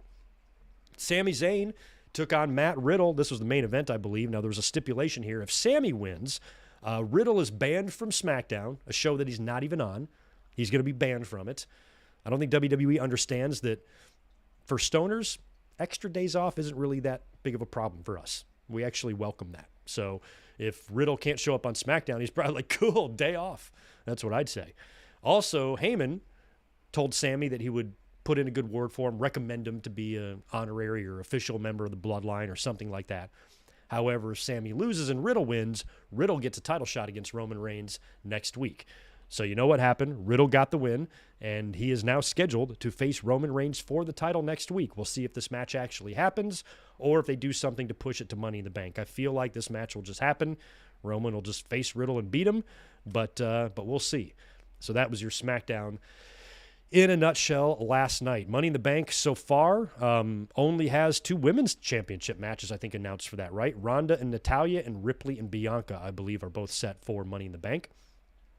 Last night's Rampage, we should briefly roll through the results of that as well. Eddie Kingston, Jake Hager opened up the show with an okay match. There's been better Rampage matches in their history. Eddie got the clean win, though. 2 spinning pack fists to Jake Hager's head for the win. That was kind of surprising. Chris Statlander, who I just think continues to get better and better, and I really am hoping that she's the one to beat Jade Cargill for the TBS title, not Athena. Even though I love Athena, Statlander, I think, is putting the work in. Statlander's progressively gotten better and improved. Statlander deserves it. So I'm kind of rooting for her. She beat Red Velvet, which then caused Kiera Hogan and Jade to jump the guardrail and attack Statlander. Anna Jay runs in, only to be taken out. And that's when Athena comes down and has a stare down with Jade Cargill. So looks like Athena might even get a title shot ahead of Statlander on Jade. We'll see what happens. But if it's between Statlander and Athena, right now, I'm going Statlander because she's been there and Athena just got there. Satnam Singh had his in-ring debut last night as well, teaming up with Jay Lethal to take on a couple like enhancement guys. Match went about a minute and a half. Singh did very little, did a big double high cross to both guys, and then set them both up, basically held them up for Jay to hit him with a double lethal injection for the win. So we got a very, very small look at Satnam Singh, but that's the right thing to do, protect him. And we'll see how he progresses compared to Omos, who's WWE's big 8-foot guy in their company. In the main event, saw the AEW debut of Will Ospreay coming out there with yet another championship belt, wore his Rev Pro title out there. He's teaming up with Aussie Open, Mark Davis and Kyle Fletcher to take on FTR and Trent Beretta. And Ospreay loses his first match in AEW. Granted, he didn't get pinned, but Trent hit the strong zero onto Fletcher, I believe, onto Kyle Fletcher for the win. And kind of surprising that Will Ospreay ate a loss, even though he didn't get pinned in his first AEW match. But still pretty cool to see him in AEW, in an AEW ring. Of course, we saw him come out on Wednesday on Dynamite, and they'll be setting him up for something big at Forbidden Door as well. So I have wrapped things up in just the nick of time. I need to quit here at the top of the hour, so I got just enough time to scroll over here, see if there's any super chats I missed. There might not have been. There's one I need to hit. Let me make sure there's not another one. I think it's just Victor. Victor, I appreciate that $5 earlier. Oh no, I did that one already. Ha, never mind. I think I got them all. Okay, I'm not missing anybody. Well, let me just scroll down here and read some of these final comments then. Oh, Vince McMahon blew up in a limousine 15 years ago today. It's kind of a sad, because we know what would happen a couple days later. Yeah, that's actually not a good anniversary because it reminds me of something very specific.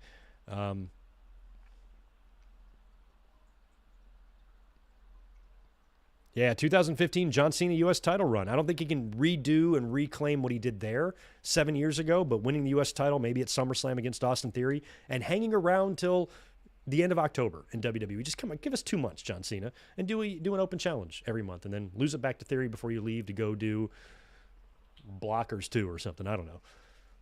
Do something. Haha.